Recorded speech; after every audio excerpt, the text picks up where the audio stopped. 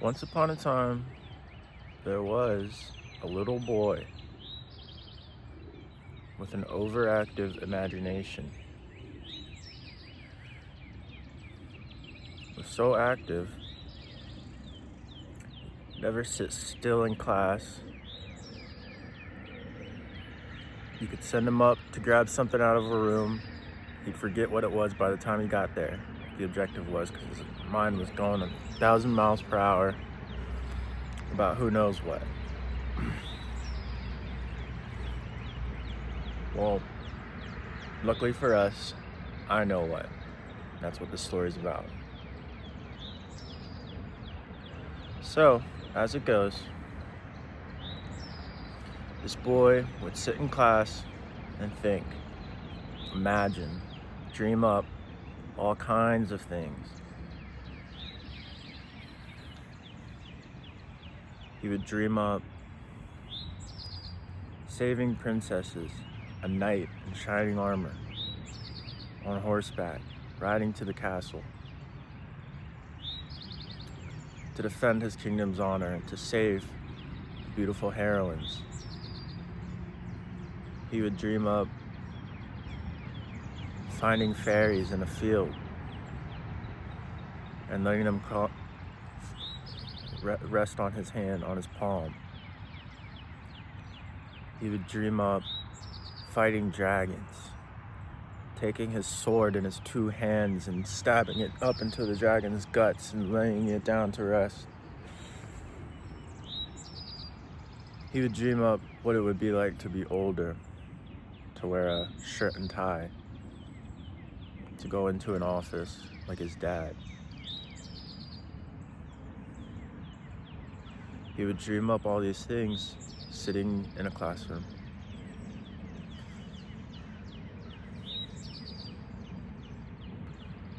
What he didn't know is that all of these images would all come to fruition, as if the entire world itself was crafted by a boy's mind.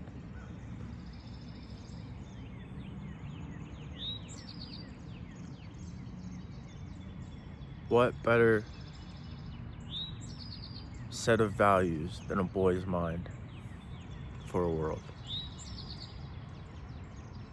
You save a heroine, you save those who are weaker than you. What boy doesn't feel that way?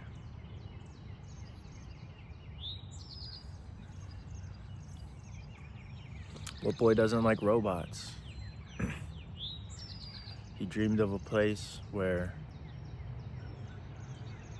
robots lived in the houses, did menial tasks and chores, went to the grocery stores for the family.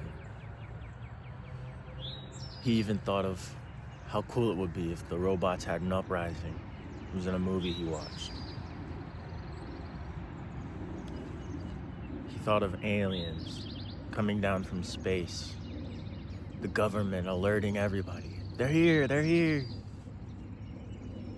UFOs taking over the skies, making a blue sky turn to shining silver in the wake of fleets, armadas of alien spacecraft. He would dream up all this, sitting at his desk at school. And he would dream of what it would be like to speak to a girl in his class.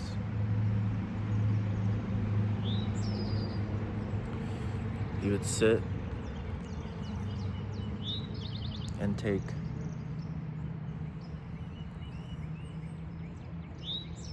glances just to see her hair or her cheek.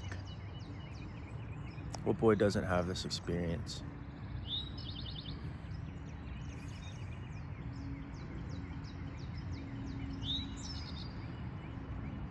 Imagine the world crafted through the lens of a boy.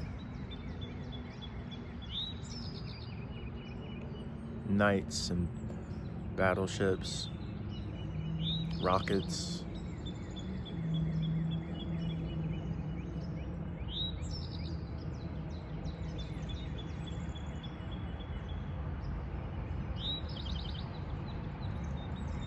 Aliens on the other side of the moon.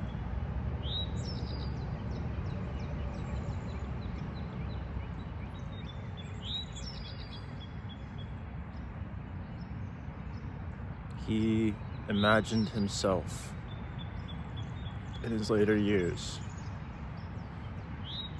He imagined himself being strong because he wasn't. He imagined himself standing up to things that he decided weren't right because he couldn't.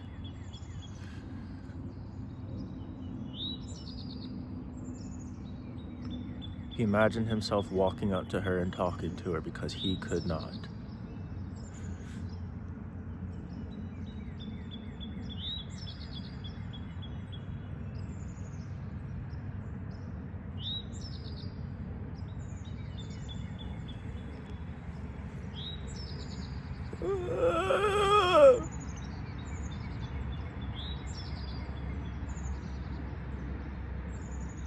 Somewhere along the way, from boy to man, there are challenges along the way. And in these challenges, it is as if the world is consumed by blackness, by dark. You look out and you can't see your hand in front of your face. It is black, pitch black.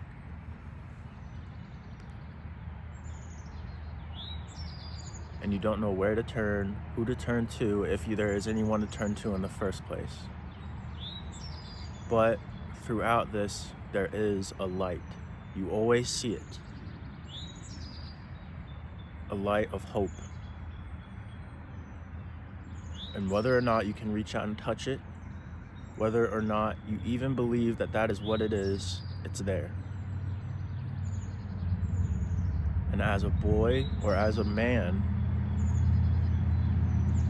when we see things that aren't right, we stand up. We put on our armor, we hold our sword, because that is the shining light of God, and that is the hope in the darkness. And we would hope that a boy or a man sitting somewhere in complete darkness would see our light and know that there is hope.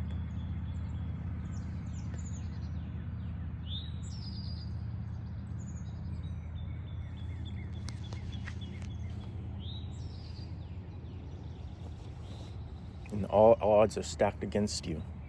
What other trial would a boy create for himself?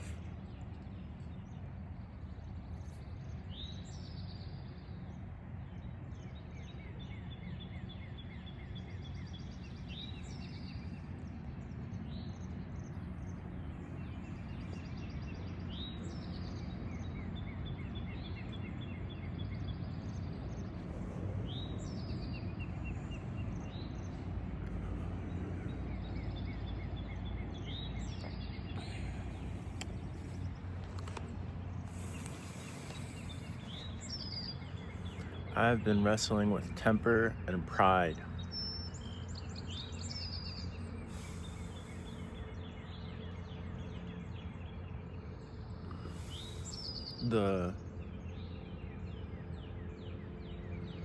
It's baked into our world to remain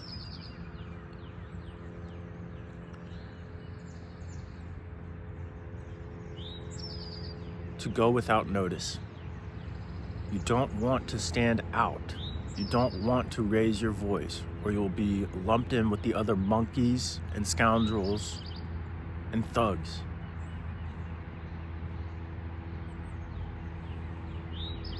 But at the same time, you can't raise your voice out of anger, out of pride.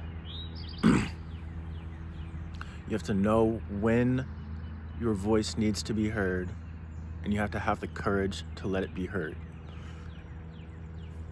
Sometimes we can get mixed up between feeling as if my voice needs to be heard right now due to either pride or due to something righteous. Because there are times when you need to be heard due to something righteous, but we can feel our pride has been tampered with and feel that our voice needs to be heard, and those aren't the times. No matter how much frustration you feel festering, digging into you, stabbing you, those aren't the times, but there will be times. So when you get into these situations where your anger feels justified, but a part of you knows that it is not, the higher part of you knows that it is not justified in this time, that you are simply acting as a child, as a fool. Instead of letting that weigh on you, the need to express this anger, let it be like having the ability to peer into a potential force, a potential strength that will be exercised when the time comes. As a man, as a knight, as a crusader, when the time comes, the time comes. And as a man, we will have the courage through God to stand.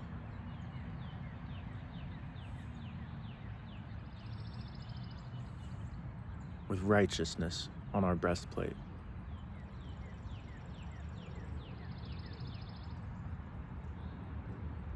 And courage on our shoulder pads. And faith in our hand as a sword, firmly gripped.